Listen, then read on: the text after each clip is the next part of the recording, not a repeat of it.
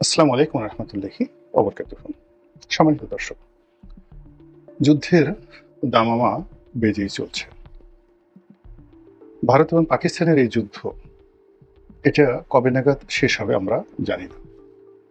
কাজে আলোচনার শুরুতেই যেটি আমাদের হৃদয়ের কথা, আকুতি এবং মিনতি হওয়া উচিত বিধাতার দরবারে, মহান আল্লাহ রব্বুল আলমিনের দরবারে।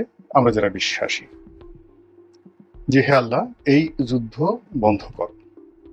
এর কারণ হলো, যুদ্ধ কোনো কালে কোনো জায়গাতেই সমাধান বয়ে আনেনি, কারো কল্যাণ হয়নি, বরং যুদ্ধের ফলে তছনছ হয়ে গেছে সবকিছু। সেই যে কাশ্মীরের পাহেলগামে ২৬ জন পর্যটকের মর্মান্তিক মৃত্যু, এবং সে থেকে আজ অবধি পাকিস্তান এবং ভারতের মধ্যে যে অর্থনৈতিক সংঘাত, যে রক্তক্ষয়ী সংঘাত এবং যে মানবিক বিপর্যয় শুরু হয়েছে, সেটা পানিযুদ্ধ বলুন কিংবা সীমান্তে গোলাগুলি বলুন, অথবা এয়ার স্ট্রাইক, আকাশপথে আক্রমণ বলুন, আমরা বাংলাদেশ থেকে অনেকে অনেক কিছু জানছি, আবার অনেকে অনেক কিছু জানছি না। কিন্তু বাস্তব অবস্থা হলো, ভারত এবং পাকিস্তানের যারা সংশ্লিষ্ট জনগণ, তারা হাড়ে হাড়ে টের পাচ্ছেন যে কি কি ক্ষয়ক্ষতি তাদের হয়েছে। আর আমরা যারা প্রতিবেশী আছি, বিশেষ করে বাংলাদেশ ভারতের প্রতিবেশী, আমরা অনেকটা বাঘের মুখে পড়ে গেছি। এর কারণ হলো, মানুষ যখন আহত হয় বা কোনো প্রাণী যখন আহত হয়, তখন তার বিবেক কাজ করে না, তার ক্রোধ একেবারে সর্বোচ্চ পর্যায়ে থাকে।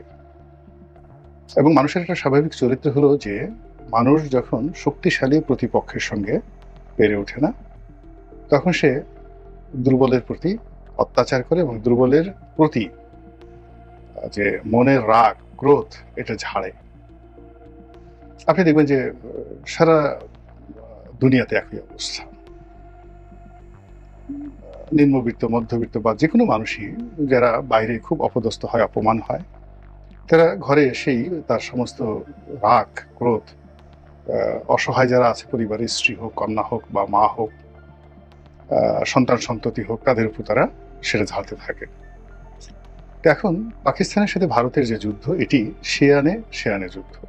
উভয় দেশেরই পরমাণু শক্তি রয়েছে, পরমাণু অস্ত্র রয়েছে, তাদের মিলিটারি পাওয়ারও সীমাহীন।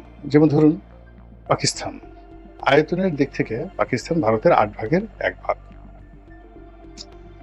জনগণের দিক থেকে যদি চিন্তা করেন, ভারতে 130 কোটি আর পাকিস্তানে 22 কোটি। কিন্তু পাকিস্তানের যে মিলিটারি শক্তি, সেটা 8.5 কোটি, 8.5 লাখ, এবং ভারতে সাকল্যে 15 লাখ, সব বাহিনীগুলো মিলিয়ে 15 লাখ। তাহলে মিলিটারি যে ডেন্সিটি যদি ধরেন, সেটা পাকিস্তানের প্রায়, মানে পাকিস্তান যে অবস্থায় রয়েছে, ভারতের প্রায় 4 গুণ জনসংখ্যা এবং ভৌগোলিক যে আকৃতি, সে তুলনায় এদের 4 গুণ তাদের যে ইনফ্যান্ট্রি, পদাতিক সৈন্য, এটা রয়েছে স্থলযুদ্ধ করার জন্য। 2 নম্বর হলো যে, এই মুহূর্তে যে টেকনোলজিক্যাল যে যুদ্ধ, ওয়ারফেয়ার বলা হয়, এআই নির্ভর বলেন কিংবা প্রযুক্তি নির্ভর বলেন, এখানেও ভারত এগুলো সর্বাধুনিক মার্কিন প্রযুক্তির যুদ্ধ বিমানগুলো তাদের কাছে আছে। আবার একইভাবে চীনের যত অত্যাধুনিক প্রযুক্তি তাদের কাছে আছে। তুরস্কের যে ড্রোন, পৃথিবীতে এই ড্রোনের সমপর্যায়ের ড্রোন এখনো আবিষ্কৃত হয়নি, এমনকি আমেরিকাও এই ড্রোনের ধারে কাছে যেতে পারেনি। সেই ড্রোন তাদের কাছে আছে, পাকিস্তানের কাছে আছে। তো এইগুলো নিয়ে পাকিস্তান ভারতকে যে কোনো সময় একটা, যাকে বলা হয় মারাত্মক বিপদ, মানে বিপদ এবং বিপত্তির মধ্যে ফেলে দিতে পারে। তখন সেই যুদ্ধটিকে ভিন্ন খাতে প্রবাহিত করার জন্য ভারত যে কাজটি করবে, সেটা আহত বাঘের মতো আশেপাশে যা কিছু পাবে সব জায়গাতেই তারা কিন্তু আক্রমণ চালাবে। নেপাল, বাংলাদেশ, তারপর মালদ্বীপ, শ্রীলঙ্কা, কোনো কিছুই এদের সেই যে রাগ, ক্রোধ, এর থেকে বাঁচবে না। আর এই রাষ্ট্রগুলোর মধ্যে বাংলাদেশ সবচেয়ে দুর্বল অবস্থানে আছে। এর কারণ হলো, মালদ্বীপ, শ্রীলঙ্কা, নেপাল, এই 3টি দেশের সঙ্গে যে চীনের সামরিক সহযোগিতা এবং বন্ধুত্ব এটা স্ট্র্যাটেজিক্যাল পর্যায়ে, কৌশলগত পর্যায়ে একে অপরকে সহযোগিতা করতে তারা বদ্ধপরিকর এবং চুক্তিবদ্ধ। তো সেই দিক থেকে বাংলাদেশের সঙ্গে বোধহয় ভারতের যে সম্পর্ক উল্টো, অর্থাৎ আমাদের সঙ্গে ভারতের যে কৌশলগত সম্পর্ক শেখ হাসিনার জামানাতে হয়েছে, আমরা জানি না যে আমাদের সাথে তাদের যে ট্রানজিট চুক্তি রয়েছে সেই ট্রানজিট চুক্তি অনুযায়ী এখন তারা তাদের যে কোনো মিলিটারি ইকুইপমেন্ট বাংলাদেশের মধ্য দিয়ে তারা বহন করতে পারবে কিনা। আমরা সবাই আশঙ্কা করেছি যে হ্যাঁ, এই ধরনের একটা চুক্তি হয়েছে যে বাংলাদেশের ভূমি ব্যবহার করে তারা এই কাজগুলো করতে পারবে। 2 নম্বর হলো যে ভারতের সঙ্গে তাদের অনেকগুলো, অর্থাৎ শেখ হাসিনা সরকারের অনেকগুলো প্রোটোকল এবং অনেকগুলো বন্ধুত্বপূর্ণ সম্পর্ক হয়েছে। সেক্ষেত্রে এই যে যুদ্ধ হচ্ছে পাকিস্তান এবং ভারত, এই যুদ্ধে বাংলাদেশ অংশগ্রহণ করতে ভারতের পক্ষে বাধ্য কিনা, এই জিনিসগুলো কিন্তু আমরা জানি। ইউনূস সরকার কিছু বলছে না এই ব্যাপারে, আর যাকে বলা হয় ভারতও বলছে না, আর শেখ হাসিনা সরকার তো বলেনি। তো যার জন্য পুরো জিনিসটা নিয়ে, এই যুদ্ধ নিয়ে আমরা যারা সাধারণ জনগণ, আমরা নিঃসন্দেহে আতঙ্কগ্রস্ত অবস্থায় আছি। 2 নম্বর হলো যে এখানে মিস্টার নরেন্দ্র মোদী তার 2 ধরনের একটা পরিকল্পনা রয়েছে। প্রথম হলো একটা মিলিটারি প্ল্যান রয়েছে বাংলাদেশকে কেন্দ্র করে, আর দ্বিতীয়ত এদেশের রাজনীতি নিয়ে তাদের একটা প্ল্যান বি রয়েছে। আবার রাজনীতির মধ্যে তাদের যে প্ল্যান এ, প্রথম পছন্দ, সেটি হলো আওয়ামী লীগ কেন্দ্রিক। তো আওয়ামী লীগ কেন্দ্রিক যে রাজনীতি, তার বাইরে বিএনপিকে নিয়ে, জামাতকে নিয়েও কিন্তু তাদের একটা প্ল্যান রয়েছে এবং সেটা প্ল্যান বি। আমরা সেই অনেক আগের থেকে 1991 সন থেকেই বিএনপি এবং জামাতের ব্যাপারে ভারতের যে মনোভাব সেটা আমরা দেখে আসছি। বিএনপি এবং জামাতকে ভারত বিভিন্ন সময় ব্যবহার করার চেষ্টা করেছে, কিন্তু শেষমেশ তারা যখনই সুযোগ পেয়েছে এই দুটো দলকে একটা, যাকে বলা হয়, চাপের মধ্যে ফেলে দিয়েছে, একটা গর্তের মধ্যে ফেলে দিয়েছে এবং এই দলের অনেক কিছু তছনছ করে ছেড়ে দিয়েছে।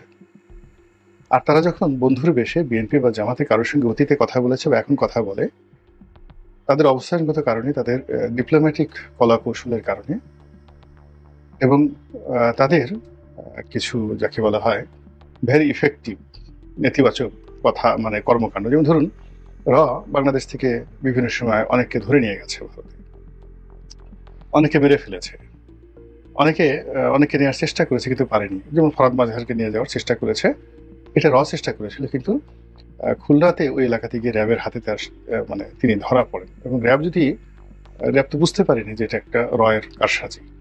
তো র্যাবের একটা পেট্রোল টিম যখন তাকে চ্যালেঞ্জ করা হলো এই ফরাদ মাজহারের অপহরণের বিষয়টিকে, তখন ওরা পালিয়ে গেল। আদারওয়াইজ আমরা কিন্তু ফরাদ মাজহার সাহেবকে খুঁজে পেতাম না। তো এদের যারা সরকার বিরোধী লোকজন আছেন, মাহমুদুর রহমান সাহেব আছেন, তারপরে আমাদের দেশের মাহমুদুর রহমান, এদেরকে নিয়ে রয়ের অনেক প্ল্যান ছিল। সালাউদ্দিন সাহেবকে বাংলাদেশ থেকে কিভাবে নিয়ে যাওয়া হয়েছে, এটা মোরালেস আমরা সবাই জানি। তো এই কারণে হলো কি, যখন আসে বন্ধুত্বের বার্তা নিয়ে, তার সঙ্গে সঙ্গে যার সঙ্গে আলোচনা করা হয় সেই ভদ্রলোক খুব অসহায় অনুভব করেন, হন তিনি সামরিক কর্তা কিংবা বেসামরিক কর্তা অথবা রাজনীতিবিদ। তিনি লন্ডনে বৈঠক করেন, সিঙ্গাপুরে করেন, বা বাংলাদেশে করেন, কিংবা দিল্লিতে করেন, সবসময় যাদের সঙ্গে বাংলাদেশের যারা লোকজন, তাদের একটা ভয় থাকে যে যদি আমাদেরকে অপহরণ করে তাহলে রয়ের হাত থেকে আমাদের তো বাঁচানোর মতো কেউ নেই। ফলে দেখবেন যে অনেকে দিল্লিতে বৈঠক করতে গেছেন বিভিন্ন কর্তা ব্যক্তির সঙ্গে, কিন্তু বৈঠক করতে গিয়ে তারা যেভাবে সম্রাট মহারাজাদের সামনে দাঁড়িয়ে থাকেন নত জানু হয়ে, ঠিক ওইভাবেই আমাদের অনেক বড় বড় মানুষকে আমরা সেখানে নতজানু হতে দেখেছি, সব দলে। তো সেই দিক থেকে যেটা ভারত, তাদের এই যে দাদাগিরি, তাদের যে আধিপত্য, সেই আধিপত্য তারা দেখিয়ে আসছে এবং সবসময় তারা বিজয়ী হয়েছে। এমনকি ডক্টর মোহাম্মদ ইউনূসের সরকার যখন ক্ষমতায় এলো, তারা প্রথমে চেষ্টা করেছে যে তাদের চোখে চোখ রেখে কথা বলার, কিন্তু লক্ষ্য করবেন ইদানিং তাদের স্বর মারাত্মকভাবে নরম হয়ে গেছে। এমনকি একেবারে এমন স্বর নরম হয়ে গেছে যার সঙ্গে অন্য কোনো কিছুর তুলনা করা যায় না। তো সেই দিক থেকে বিএনপি এবং জামাত, তারা যখন কোনো আহ্বান পায় বৈঠকের জন্য, দাওয়াত পায়, বা কোনো পরামর্শ পায়, ওটাকে অস্বীকার করা মানে একটা অবাস্তব বিষয়। এটি নিয়ে আমরা আবেগ তাড়িত হতে পারি, কিংবা আমরা নানা রকম তাদেরকে ইনফ্লুয়েন্স করতে পারি, কিন্তু তাদের জায়গায় যদি আপনি বা আমি থাকতাম, আসলে এর বিকল্প আমাদের ছিল না। ক্ষমতার খুব কাছাকাছি ছিলাম, একেবারে খুবই কাছাকাছি ছিলাম, আবার বিরোধী দল হিসেবে সেখানেও বিরোধী দলের খুব কাছাকাছি জায়গাতে আছি। ফলে এই জিনিসগুলো, তাপ, চাপ এবং উত্তাপগুলো সরকারে থাকলে কেমন হয়, বিরোধী দলে থাকলে কেমন হয়, এটা একেবারে নিজের চোখে দেখার সুযোগ হয়েছে এবং হচ্ছে। তার কাজে এখানে আবেগের কোনো বিষয় নয়, রিয়ালিটিটা মেনে নিতে হবে। যা বলছিলাম তা হলো, এখন মিস্টার নরেন্দ্র মোদী যুদ্ধে জড়িয়ে পড়েছেন পাকিস্তানের সঙ্গে, এবং এই যুদ্ধে ছলে বলে কৌশলে বাংলাদেশকে আইদার ভিলেন বানানো হবে অথবা বন্ধু বানানোর চেষ্টা করা হবে। ফলে পুরো বাংলাদেশের সবকিছু কিন্তু এলোমেলো হয়ে তো আসেই, আরো এলোমেলো হয়ে যাবে। হিজিবিজি বা হিজিবিজি, ইজিবিজি, হিজিবিজি, হিজিবিজি, মানে অনেকগুলো মানে এখানে সার্কেল তৈরি হবে, যেখানে আপনি মূল সার্কেলটি খুঁজে পাবেন না। এরই ধারাবাহিকতায় বিএনপিকে নিয়ে, জামাতকে নিয়ে তাদের যে খেলাধুলা চলছিল এই যুদ্ধ পূর্ববর্তী সময়, সেই খেলাধুলা আরো জটিল হয়ে পড়বে, এবং সেই জটিল পরিবেশ এবং পরিস্থিতি তারা বিভিন্নভাবে, মানে তারা লোভ দেখাবে, লালসা দেখাবে, ভয় দেখাবে, এবং আমাদের যতটুকু রাজনীতির যে উইল ফোর্স রয়েছে, সেই উইল ফোর্সটা আসলে আমরা হয়তো এখন অনেকে ফেসবুকে দেখানোর চেষ্টা করছি, ইউটিউবে দেখানোর চেষ্টা করছি, কিন্তু প্র্যাকটিক্যালি এখানে নানা রকম সমীকরণ তৈরি হয়ে গেছে। রাজনীতিতে এই মুহূর্তে বাংলাদেশে আসলে কোনো জনপ্রিয় গল্প নেই, কোনো আইডিওলজি নেই। মানে বাংলাদেশে রাজনীতিতে আপনি মানুষকে একীভূত করবেন এইরকম একটা এজেন্ডা বা গল্প বা চিত্রনাট্য, এটি ছাড়া রাজনীতি জমে না। যেমন ধরুন, বঙ্গবন্ধু ৬ দফাকে নিয়ে একটা ডকুমেন্টারি করলেন। প্রথমে কাহিনী বললেন যে আমাদের এই শোষণ করছে, এই করছে, তারপর সেই কাহিনীটিকে বাস্তবে রূপান্তরিত করার জন্য হি মেড সাম ডকুমেন্ট, সেটা ৬ দফা। সেই ডকুমেন্টকে ম্যাটেরিয়ালাইজ করার জন্য তিনি যে সকল কাজকর্ম করলেন তাতে জনগণ সাড়া দিল। আবার বঙ্গবন্ধুর বিরুদ্ধে জাসদ এবং অন্যান্য যারা লোকজন আছে, তারা মেড সাম স্টোরি, শেখ কামাল ব্যাংক ডাকাতি করেছে, সোনার মুকুট দিয়ে তার বিয়ে হয়েছে, এরকম নানা রকম কাহিনী, এবং এটাকে তারা বিশ্বাসযোগ্য করে ফেলল। তারপরে মুজিব হটাও আন্দোলন। তো এই যে একটা কাহিনী রচনা করে, সেই কাহিনীটাকে আদর্শ বানায় এবং দেখায় যে এই কাহিনী বা গল্প, এর সঙ্গে দেশের স্বার্থ জড়িত, জাতির স্বার্থ জড়িত, জনগণের স্বার্থ জড়িত, এবং জনগণ সেটা বিশ্বাস করে। এবং তখনই একটা আন্দোলন বা যা কিছু, তার সঙ্গে বহু মানুষের বিশ্বাস একীভূত থাকে, তখনই সেখানে একটা, যাকে বলা হয়, আন্দোলন গড়ে ওঠে, রূপরেখা গড়ে ওঠে, অ্যাঙ্গার গড়ে ওঠে, প্রেম, ভালোবাসা, উন্নয়ন গড়ে ওঠে। বর্তমান জামানাতে এই মুহূর্তে বাংলাদেশের ওই রকম কারোর কাছে কোনো গল্প নেই। ডক্টর ইউনূস এখন এমন কোনো কিছু করছেন না, এমন কোনো কথা বলতে পারবেন না যা কি না তার গল্প শুনে, তার চিত্রনাট্য শুনে লোকজন একীভূত হয়ে এক জায়গায় দাঁড়াবে, এবং সেগুলো প্রমাণ করার জন্য আবার তার হাতে কোনো ডকুমেন্ট নাই। তিনি এখন শেখ হাসিনা বিরোধী যে সকল কর্মকাণ্ড বা কথাবার্তা তার লোকজন বলছে, এই জিনিসগুলো খাওয়ানো যাচ্ছে না। আবার সারা বাংলাদেশে যে চাঁদাবাজি যা কিছু হচ্ছে, এটা নিয়ে তিনি যা করছেন তাও জনগণ রেসপন্ড করছে না। বিএনপির একই অবস্থা। বিএনপি ক্ষমতায় আসবে, ক্ষমতায় আসার জন্য তাকে আওয়ামী লীগ খুব খারাপ, তাদের সেটা ভালো তারা দিবে, এই কথাগুলো তাকে তো বলতে হবে পথে ঘাটে মাঠে। ইউনূস সাহেব খুব খারাপ, এই দিন থাকতে হবে, এই কথাগুলো এখন আর তার কোনো চিত্রনাট্য লোকজন খাচ্ছে না, বিকজ পথে ঘাটে মাঠে একই অবস্থা যে আগেই ভালো ছিলাম, এই কোন চাঁদাবাজি শুরু, এটা হলো বাস্তব। জামাতের একই অবস্থা, আল্লাহর আইন, তারপরে সৎলোকের শাসন, এই জিনিসগুলো কেমন,